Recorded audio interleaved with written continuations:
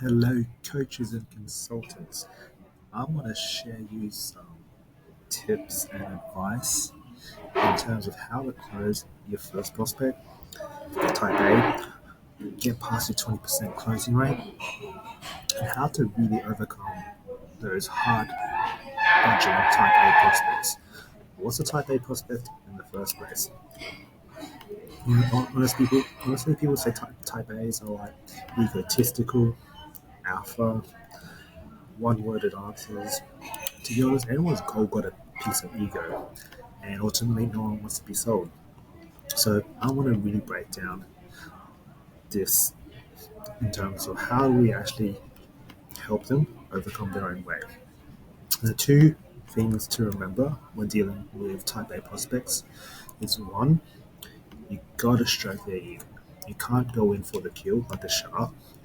You gotta massage the problem out of them because they're not gonna give you a straight answer. You want to build more trust. That's the thing with more with type A's. They're less emotional, they're more to the point, they want results. So massage that out of them.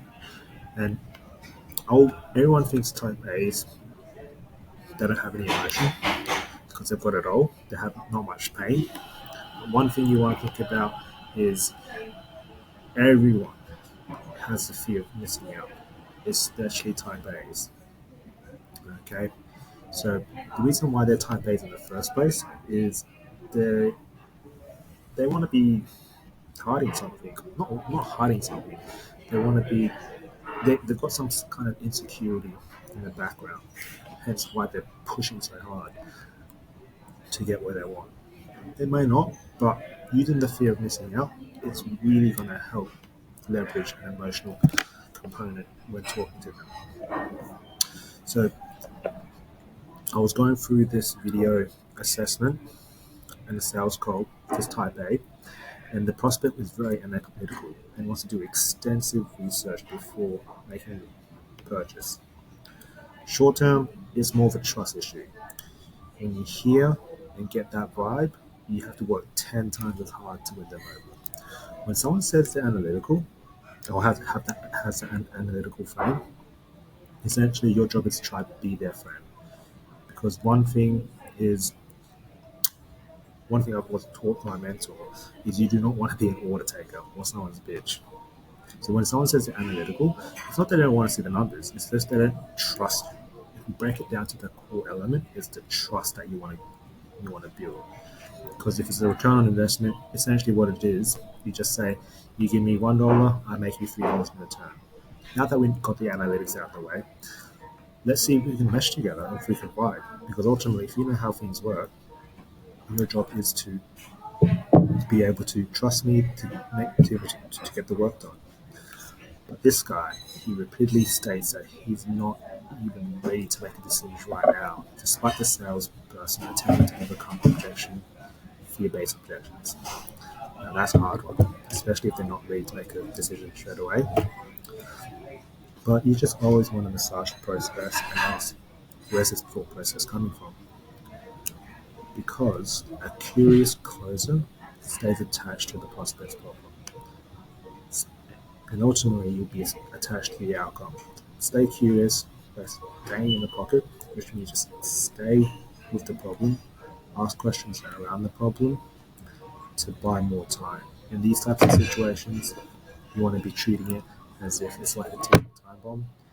And you really want to be careful with your word economy and the questions because people can get annoyed if you ask the same question over and over again. And if that's the case, boom, explosion, no deal. So stay curious and stay in the pocket. The more you care about their problem, the more they're going to trust you. Okay. Ultimately, people, especially type A's, they don't want to be sold because they have no pain, but they're chasing more desire. Okay, they're chasing more pleasure. So if you can frame it in that way, you can get deals closed. Especially if it's the first one, and you're still under 20%. Use this; it will get you more deals across the line. But what if the prospect says he is meticulous? He needs reads many reviews before purchasing. Now that's a tricky one. Anything tricky, just break it down. Clarify. What do you mean by meticulous? Has meticulous got you where you want to be faster? I mean, we all kind of know what meticulous means. It means you take time. So does taking is are you take is being meticulous getting you to where you want to get to faster? Do you actually want to get there faster? And that's the question. He states multiple times that he needs to do more research, and if not ready to make a decision now. You want to clarify again. Always clarify. Even if you know, but if you do know, that's an assumption. So don't make assumptions. Clarify if there's anything in the call that needed clarification for him to consider doing more research. Now that's a strong frame. And if they keep saying no, no, no, that's where you want to bring an analogy. So you want to be like, "Hey, how much more research do you want to do? I mean, are we writing a thesis here or are we trying to make money? Again, just diffuse the situation, crack a joke, go back into the pocket, and just really challenge him like, is research even going to get us paid? Because ultimately, we everybody knows that we need to put action and reps to get what we want. But we can't say that as closers or sales reps. They have to say it to them. One strong thing to separate you from the crowd is you can't paint the picture for them. They have to paint the picture for themselves. And what does that mean? They have to sell themselves as hard as possible. We can't add any words into the conversation. They're the ones that do it. That is why your ability to ask strong questions, deep questions, honest questions, which can be hard sometimes, will get you paid. So he deflects by saying he has to go to work soon and can't decide at this moment. I mean, this is pretty much situational. I mean, if we had, if you could clarify at the very start, do you even have 60 minutes to an hour and a half to talk to me? Because if not, we can reschedule. Because if they've got something to go to, it's going to be really hard to get them to think about changing their lives ultimately. Because whenever someone's buying something high ticket, it's a life changing decision. A 4K decision or 7K decision is life changing. But let's be creative. Okay, let's just paint two scenarios now. Okay, if you didn't think about it and you pulled the trigger and you did not do the research, what happens? And they sell themselves.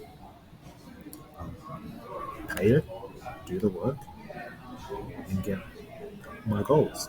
Okay, then that's the good thing. What about the bad thing? What's the worst case scenario? I don't get my money back.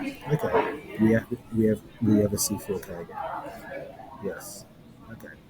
Are you even in a position to invest in yourself today? Yeah, maybe. I don't know. Okay. Well, is it going to break the bank? Is it going to not make you put food on the table and a roof over your head? These are important things you want to be addressing because ultimately you're on their side now. When you ask these questions, it's coming from a point of caring, not trying to get the deal closed. And when they see that, they don't smell your commission perk, you're working with them. Okay? So tries to understand what specific research the prospect wants to do. Again, we just go into specific. Like, what else do you want to look for? Because let's be honest, an extra day of research, an extra 6 hours of research, how's that going to change anything? Okay. Again, you can put another analogy. How much more longer do you want to wait? It's kind of like waiting to jump off a plane when you're going bungee jumping, or what's the word? Trying to um, address your fear of heights. The longer you wait, the more scary it is. You want to always challenge the prospect's mindset of needing extensive research for this opportunity. And here's the thing: even when you're talking to prospects, Their logic makes absolutely no sense. But to them, it makes perfect sense. So your skill is to make sure that your logic supersedes theirs and making sure no matter what they say next, they want to feel like stupid about it because you've just exposed them. That's how you do it. But nicely. You still want to build their trust. Okay? So to suggest the prospect is selling himself short by continuously delaying action versus doing the work. Yeah? I mean, who here is successful that just stays in research mode? Honestly. Successful people action everything. But sometimes you can't get the deal done because they're just that hard headed and you just want to make sure that you've tried and exposed everything in their logic to make sure that they understand where you're coming from. Because ultimately, from their point of view, and all the closers and business owners don't see it, but you want to see it from the buyer's point of view. They don't want to be sold. No one wants to be sold. So you can see it from their end because they want to make sure the value is there. Okay. So here's the script that I've got. I'm a guy that does research. What do you say to that? Just call it out. Doing research is just being comfortable. Because let's be honest, research, I don't know if anyone's been to uni, but research is boring. No action, just reading. Reading is passive. Reading, you can learn something, but it's there's no outcome if you don't action and change the behavior. So if you're reading for fun, that's awesome. But if you're reading to learn something, change your behavior. Okay, which is essentially what research is. If you just research and you don't change your behavior, researching is just like a hobby to kill time, and we are not here to kill time. This is what you say. With all due respect, like what is an extra day of research going to do that hasn't been resolved in the past X months or years of you wanting to get to your goal? Because you told me you've been looking for this even for a month or even like a year now. As an experienced closer, it's your job to ask great questions. Make them realize that their logic doesn't make sense. And that's it. That's how you get your first close. That's how you get more than 20% close. And that's how you close type A people. Make sure you stroke their ego, massage the massage them with questions, okay? And they're they've got they've got emotional attachments as well. They want the fear of missing out because they have insecurities like everybody. It's your job to find what their insecurity is. So if you've gone this far, I appreciate your attention, and I really hope this is going to help you get another sale across the line. Especially type A's, you can definitely use this for people that aren't type A's. You push their insecurities, push hard with their FOMO, and just clarify. As long as you clarify, you stay in the pocket. You don't want to make assumptions. If you really enjoyed this, hit a like and subscribe, and catch me in the next one. Peace.